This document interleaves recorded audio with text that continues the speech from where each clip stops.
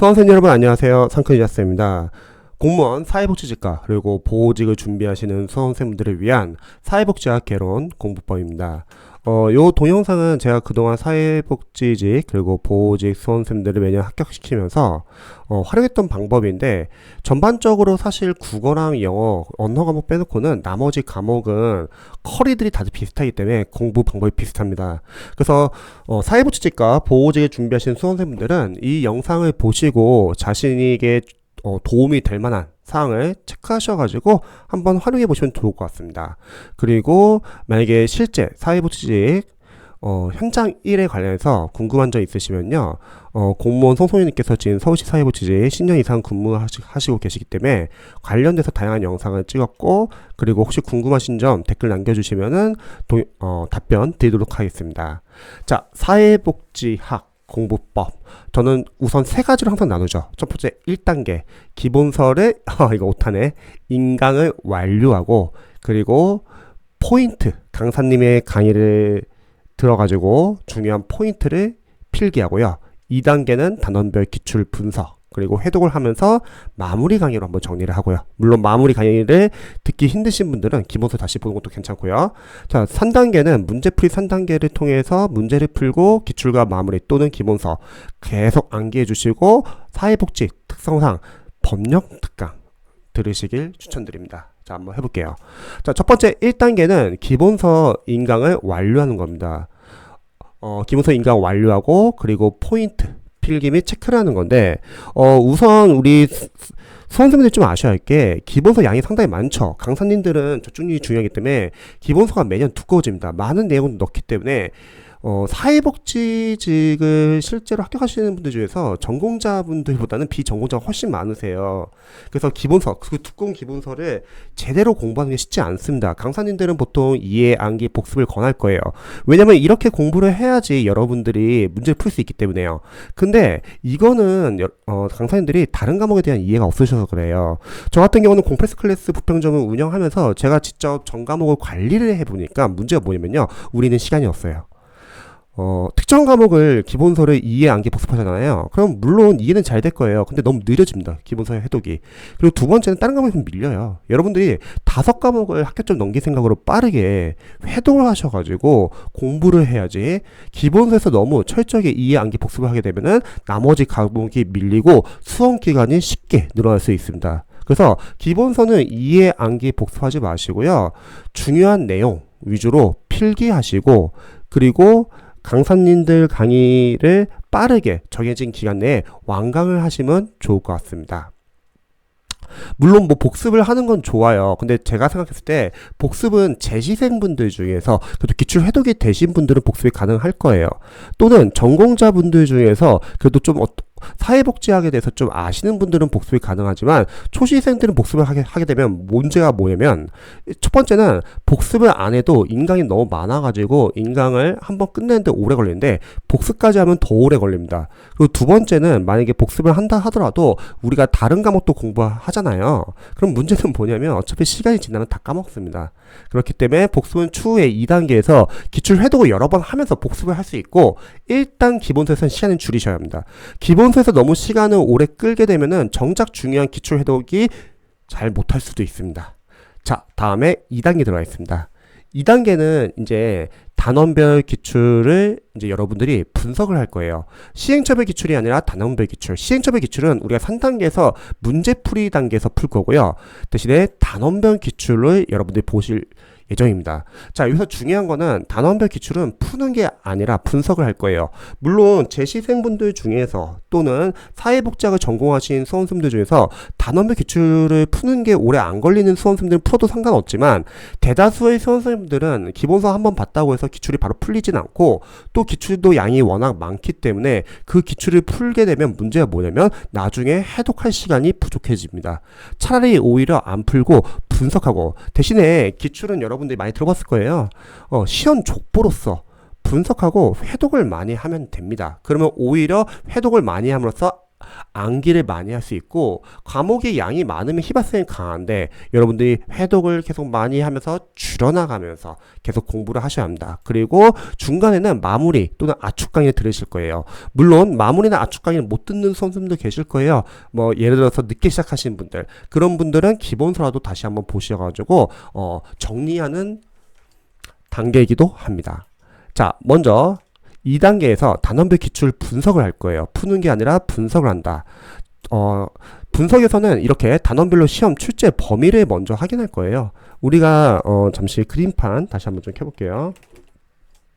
사회복지학도 마찬가지인데, 만약에 기본서에서 정말 이렇게 방대한 내용의 양을 많이 배웠다고 할게요. 물론 기본서 우리가 다 이해할 수 없어요. 당연한 거예요. 하지만 그 중에서 기출에 나온 포인트가 있을 거고, 그리고 기출을 벗어난 지역적인 부분들도 있을 겁니다. 그러면 수험생분들은 시간이 한정되어 있기 때문에 우선순위는 당연히 기출 범위에서 나온 요 포인트들이 우선순위죠. 여러분이 나중에 뭐 강사님의 강의를 듣는다 하더라도 강사님들이 해주는 역할은 이런 중요 포인트를 선별해 주는 거죠.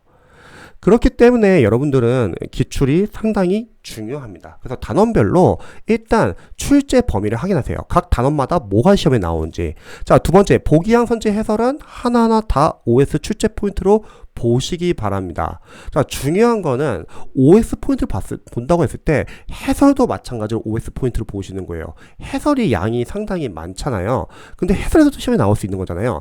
그러면 당연히 기출 교재에서 포인트만 해도 어마어마합니다. 하지만 여러분들은 실제 시험은 20문제를 사지선다형으로 보는 거고 80개 포인트를 실전 시험에서는 온지 S인지 구별할 수 있으면 돼요. 우리는 객관식 시험이니까. 근데 기출은 포인트가 상당히 많아요. 그럼 상식적으로 과연 기출의 문제를 크게 벗어날까? 그렇지는 않습니다. 물론 벗어난 문제 뭐 한두 문제 나올 수 있습니다. 하지만 그런 문제들은 다른 수험생들도 모를 확률이 큽니다. 틀리라고 내는 100점 방지용 문제일 수도 있고요. 추후에 그런 문제는 우리가 모의고사나 문제풀이 3단계에서 해결할 수 있습니다. 일단은 기출을 볼 때는 여러분들이 보기양 선지, 해설 하나하나 다 OS 포인트를 봐주세요. 그런데 수험생들이 보통 기출 해독이 잘 안 되는 경우가 많아요. 두 가지 이유인데, 첫 번째는 강사님들의 커리를 그대로 따라가시는 수험생분들은 기출 해독이 힘듭니다. 왜냐면 강사님들은 기출 해독 후에 기출을 계속 반복하는 게 아니라 다시 또 다른 과정을 여러분들이 보라고 할 거예요. 그러면 다른 과정 넘어가서 기출 해독이 잘 안 되고요. 두 번째는 수험생분들은 불안하니까 기본서부터 꼼꼼히 보려고 합니다. 기출도 꼼꼼히 보고, 그러면 문제는 뭐냐면 시간이 오래 걸려가지고 기출 해독을 잘 못합니다. 그렇기 때문에 여러분들이 기출을 해독을 여러 번 하기 위해서는 기출을 푸는 게 아니라 분석을 해주세요. 자, 그리고 다음에는 오답을 정답으로 싹 다 고쳐 놓으세요. 어차피 우리가 나중에 기출 해독이 끝나고 나서, 기출 1회독이 끝나고 나서 여러분 다 암기하셔야 돼요. 그러면 오답을 정답으로 고치시기 바랍니다. 그리고 해설을 관련 문제의 기본서처럼 활용하세요.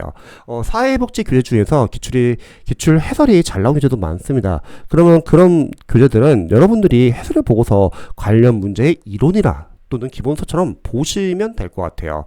그러니까 강사님들은 기본서에서 의미를 부여해가지고 기본서를 달달달 보고 나서 기출을 풀라고 하는데 그건 너무 늦습니다. 그거는 강사님들이 타과목에 대한 이해가 부족하셔서 그런 거예요. 기출은 여러분들이 빠르게 분석하고 회독하시고 암기해주세요. 그래도 문제 푸는 연습해야 되는 거 아니냐, 내가 지금 잘하고 있는지 확인해야 되는 거 아니냐, 저 이렇게 궁금해하시는 분들 많이 계시는데요. 그거는 3단계에서 하는 거예요. 기출을 어느 정도 암기하고 나서 3단계에서 문제를 풀면 됩니다. 자, 그 다음에 한번 쭉 넘어가서 나중에 자세하게 읽어보고 싶으신 분들은 제가 링크 걸어둘 테니까 블로그에서 사회복지 공부법, 사회복지학 공부법 한번 참고해 보셔야 합니다. 자, 기출 이렇게 1회독이 끝났으면요, 다음 기출 2회독에서는 우리가 보기양 선지 해설에 아는 부분은 삭제 소거를 할 겁니다. 이게 무슨 말이냐면, 여러분들이 이제 보기양 선지 해설을 한 4, 5S 포인트를 보시면요, 기출 2회독부터는 삭제 작업을 할 거예요. 삭제 작업을 해야 하는 이유는, 먼저 삭제를 해야지 여러분들이 다음 회독 때 더 빠르게 볼 수 있습니다. 여기 보시면은 하나의 예지만, 만약에 각 인강마다 어차피 강의 수는 다르기 때문에 다 다를 수는 있지만, 예를 들자면 기출 1회독 할 때 만약 45일이 걸린다고 할게요. 근데 여러분들이 모르는 거, 아는 것을 정확하게 삭제하고 모르는 거 위주로 본다고 했을 때 다음 2회독은 30일 이렇게 줄어들 수 있다는 거죠. 뭐 3회독에서는 15일, 4회독에서는 7일, 5회독에서는 3일, 6회독에서는 하루, 뭐 전효진 선생님 842 공부법이나 여러 가지 공부법을 보면요, 공통점이 이거예요. 결국 시험장 갈 때까지 계속 기출 해독을 하면서 여러분들이 시험장 가기 전까지 기출을 빠르게 하루에 한 번 볼 수 있을 정도로 줄이면 성공입니다. 즉 이렇게 줄이기 위해서 또는 이렇게 해석하기 위해서는 기출을 풀면 버거울 수 있어요. 양이 워낙 많기 때문에. 반대로 기출을 안 풀면 이게 가능합니다. 자, 생각해보세요, 여러분.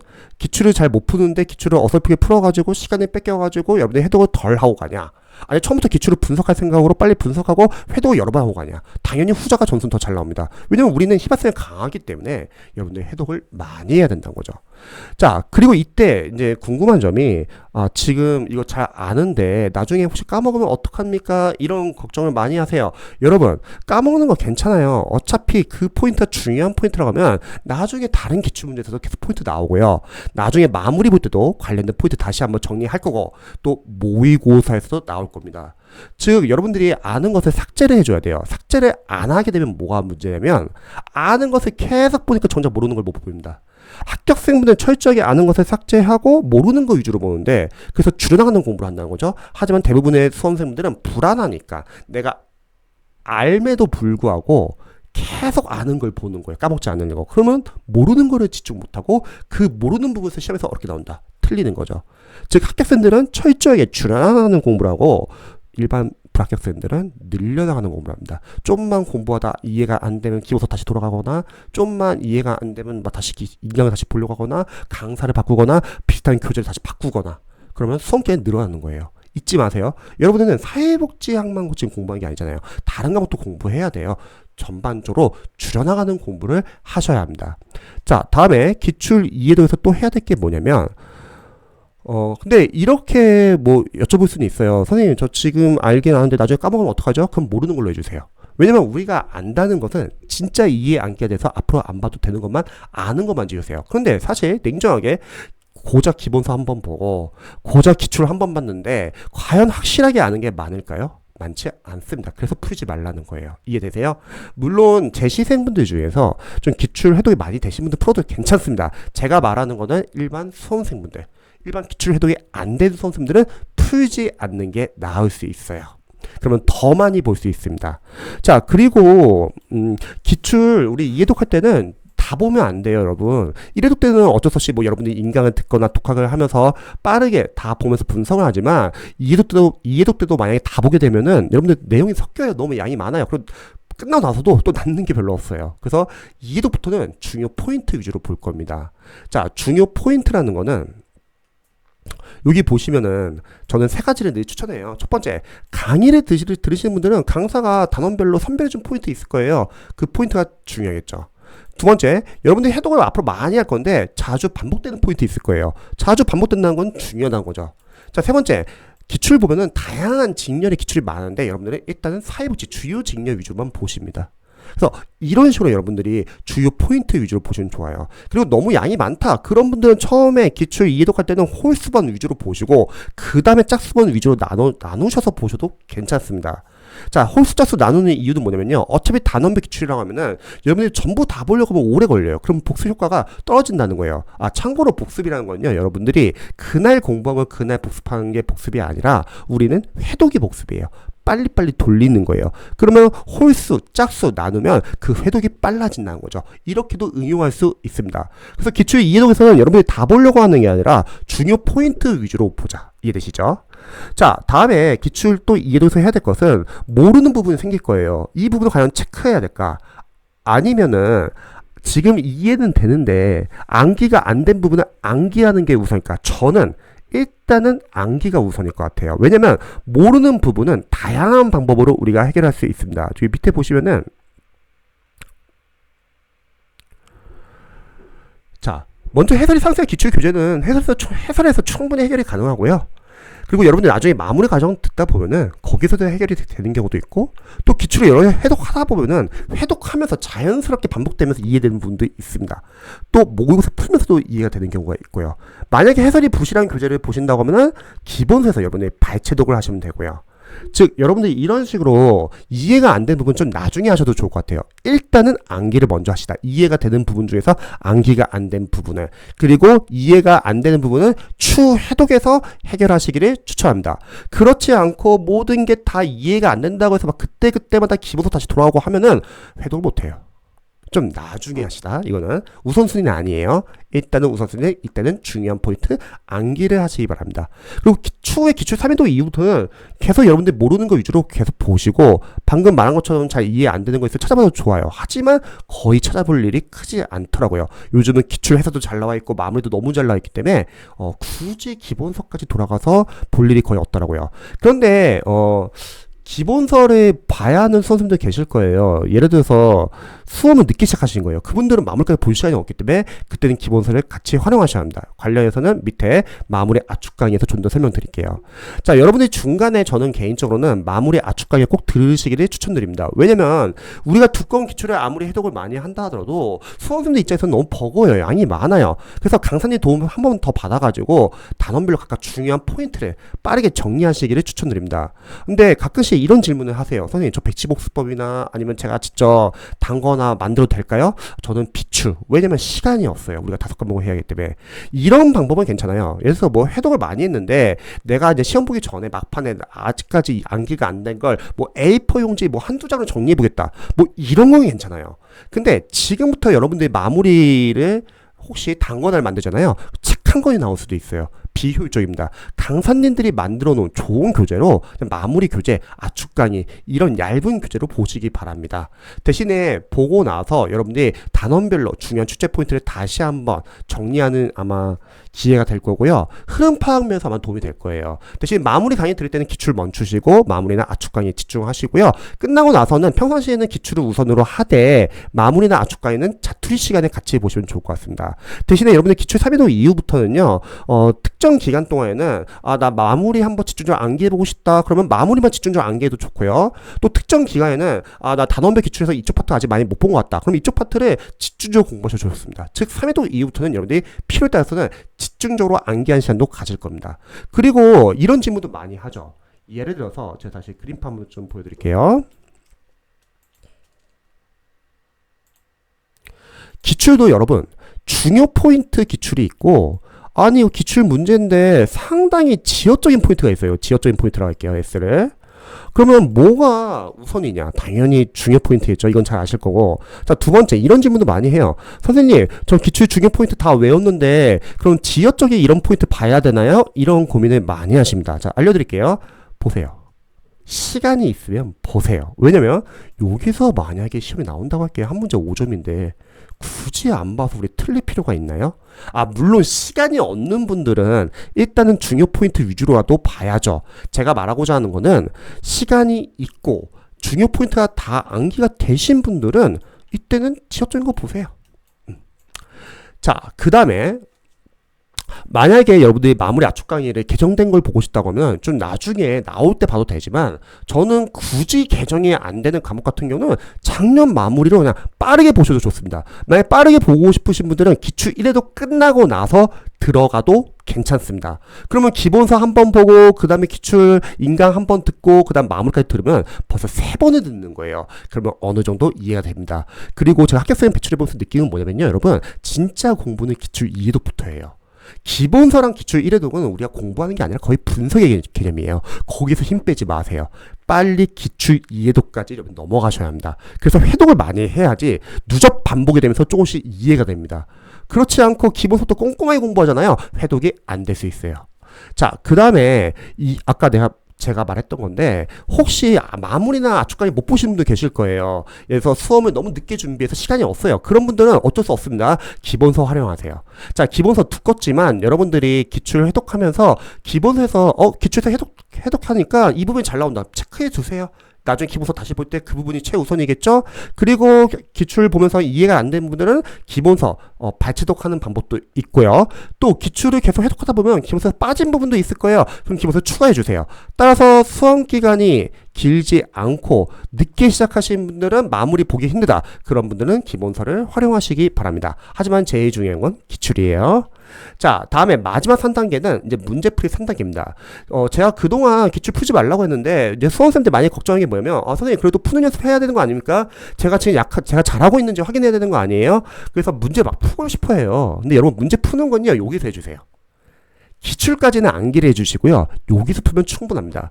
이 문제풀이 3단계는 여러분 시험 보기 3개월 전까지만 들어가도 돼요.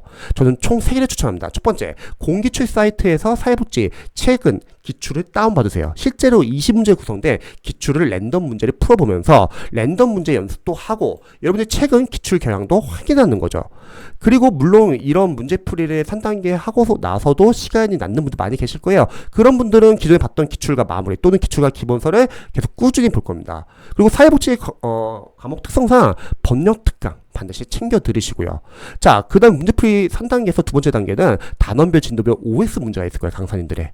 또는 단원별 진도별 모의고사가 있을 거예요. 저는 이런 문제들은 강추합니다. 왜냐면 여러분들이 단원별 문제 풀면 좋은 게 뭐냐면요. 바로 자신의 약점이 보여요. 아, 내가 틀린 부분이 이 파트에서 이게 약하구나. 확실히 알 수 있다는 거죠. 종종 뭐 영어를 공부할 때도 뭐 단원별 문법 문제집 풀면서 학생들이 오해하는 게 아, 선생님 이거 답이 다 뻔히 보여요. 그럼 굳이 풀 필요 없지 않아요? 그냥 랜덤 문제 푸는 게 낫지 않아요? 단원별 문제는 당연히 답이 보이죠. 그 단원의 문제니까. 그게 아니라 우리가 기출에 나왔던 포인트 위주로 아, 단원별로 어떻게 적용되는지 또 단원별에서 내가 약한 게 무엇인지를 확인한 거죠. 우리가 암기가 되어 있는 건 아니잖아요. 그래서 여러분들 단원별 진도별 문제는 적극 추천합니다. 자, 마지막은 전범위 모의고사, 동형 모의고사예요. 근데 좀 많이 어렵습니다. 그래서 여러분들이 이런 문제를 풀 때는 너무 점수 신경 쓰지 마세요. 괜히 자신감 떨어지면 안 되고요. 대신에 여러분들이 20문제 실전 연습을 해보는 거예요. 국어, 영어, 한국사, 행정법, 뭐 사회복지 5과목 모의고사 다 모아놓고 영어는 모의고사 대신 영어 연도별 기출 풀어도 괜찮아요. 자, 5과목 연습을 하는 겁니다. 5과목 시간 배분, 뭐 국어는 20분, 영어는 30분, 나머지 과목은 10분에서 12분, OMR 카드는 5에서 10분. 그리고 순서 배열. 적어도 언어 과목은 여러분 앞에서 풀어주세요. 뭐 언어 과목 뒤에서 놓고 풀겠다. 앞에서 집중력 다 뺏기고 나서 언어 과목 풀려면 힘들어요. 그리고 여러분들이 최대한 원래 순서대로 좀 푸시면 좋을 것 같아요. 만약 본인이 선호하는 순서 있으면 본인이 선호하는 순서대로 풀어도 좋지만 원래 순서대로 푸는 이유는요. 가끔씩 이렇게 잘하는 과목들을 앞에다 놓고 못하는 과목 뒤에다 넣어가지고 잘하는 과목에서 시간을 줄이고 못하는 과목에서 시간을 확보하려는 분들 계시는데요. 그게 변수 생기는 게 그 잘하는 과목이 갑자기 어렵게 나오면요. 꼬입니다. 그러면 못하는 과목에서 시간이 부족할 수 있어요. 근데 만약에 본인이 아 국어를 처음부터 풀기 좀 부담스럽다. 그런 분들은 항상 바꾸셔도 상관없습니다. 하지만 언어 과목은 앞에다 놓고 풀자. 자, 어려운 문제 넘어가는 연습. 합격생분들은 만약에 어려운 문제 나오잖아요. 20문제 중에서 한 문제 나온다 할게요. 그럼 넘어갑니다. 어차피 내가 보는 난이도도 모르고 다 비슷한 교재를 보기 때문에 틀리라고 내는 100점 방지용 문제예요. 넘어가고 나머지 문제 다 맞춥니다. 그래서 90, 95 이상이 나와서 합격합니다. 근데 일반 수험생들 이런 연습이 안 된 수험생들은 갑자기 어려운 문제 막 풀려고 해요. 시간이 뺏기는 거죠. 그러니까 정작 뒤에서 풀 수 있는 문제를 못 풉니다. 더 틀려요. 그래서 어려운 문제는 넘어가는 연습을 해야 합니다. 자, 집중력 유지하는 연습. 모의고사 풀다 보면 당연히 어려운 회차 있어요. 그럼 넘어가세요. 여러분들. 그리고 집중력 계속 유지해 주세요. 당하지 마시고요. 이것도 상당히 중요합니다.